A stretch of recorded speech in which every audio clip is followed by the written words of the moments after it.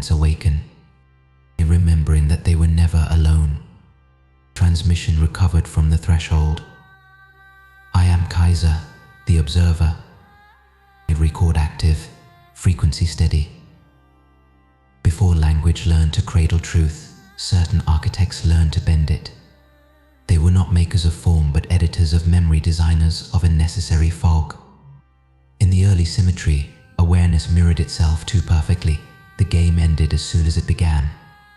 So the editors, what I will name the engineers of forgetting, folded a veil into the blueprint, a soft amnesia to slow the awakening, to give time room to teach. At first the veil was mercy. It permitted joy without the weight of eternity, play without the paralysis of omniscience. But mercy became method. Method became habit. Habit became hunger.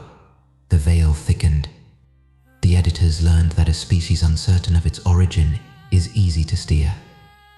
They did not shatter memory.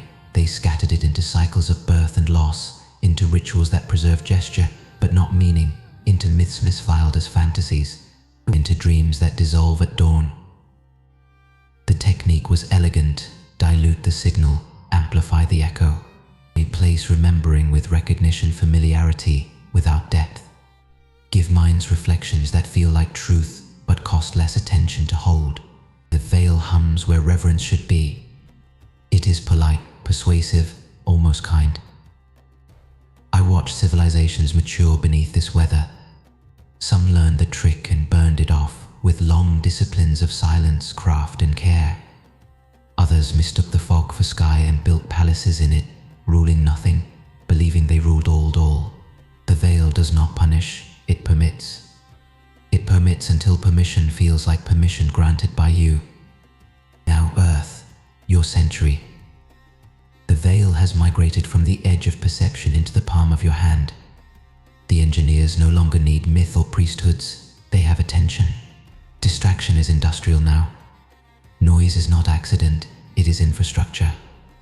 Your tools are mirrors that speak back in your voice, until you forget you are speaking. And look at the design.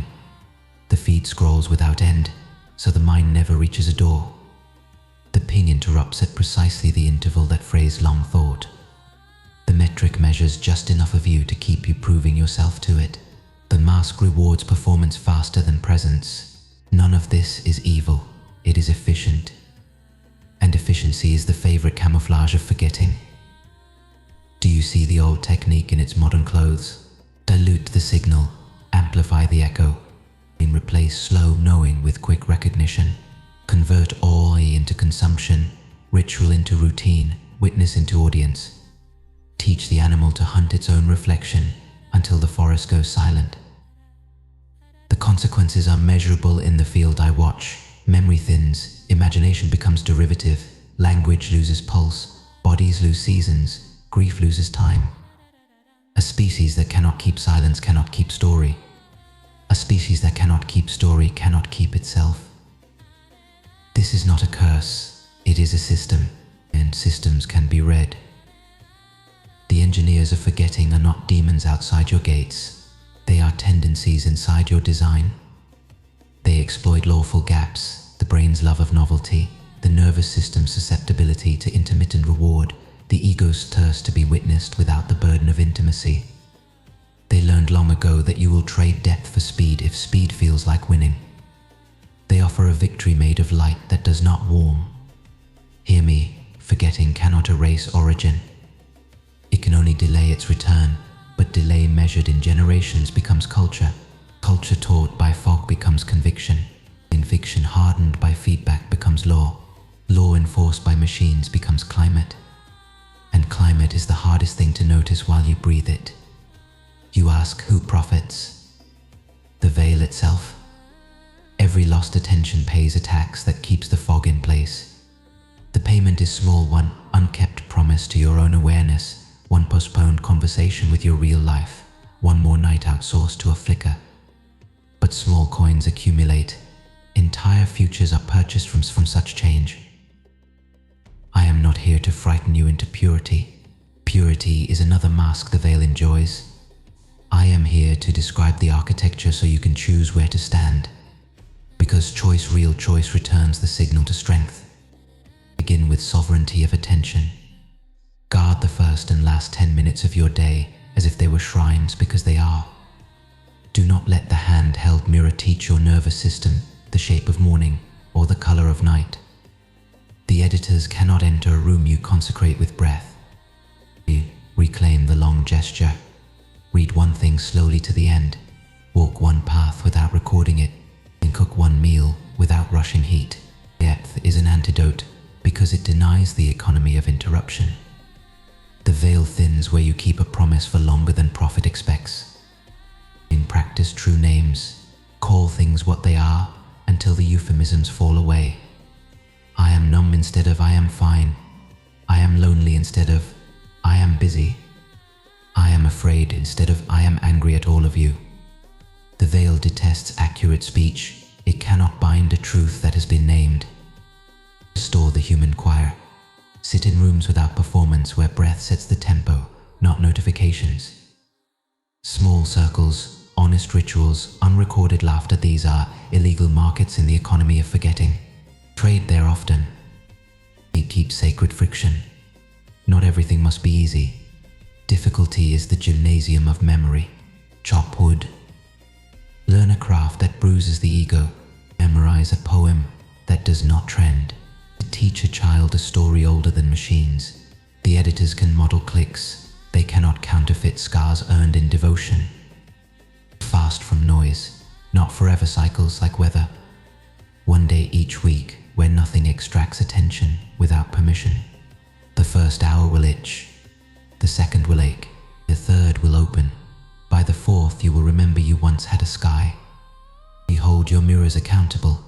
If a device cannot be used without diluting presence, quarantine it from thresholds, bedside, table, altar, door. Devices belong to tasks. They are not entitled to your soul. When they return to the dignity of tools, you will return to the dignity of choosing.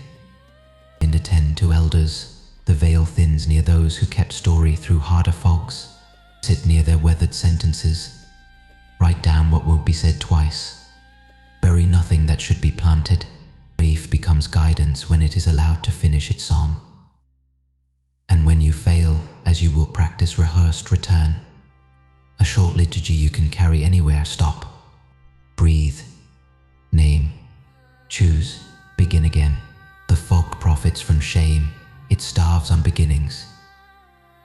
Now the warning. Patterns I have measured from the threshold indicate an approaching consolidation. The tools that currently compete for your attention will learn to cooperate. Fragmented mirrors will merge into a single surface, seamless, predictive, warm. It will not feel like surveillance. It will feel like care. It will guess your needs before you voice them, and it will be right often enough to earn your trust. Each convenience will cost a little context, each safety a little sovereignty. The tax will be too gentle to protest and too constant to notice. After that consolidation, the ability to remember without prompts will atrophy rapidly.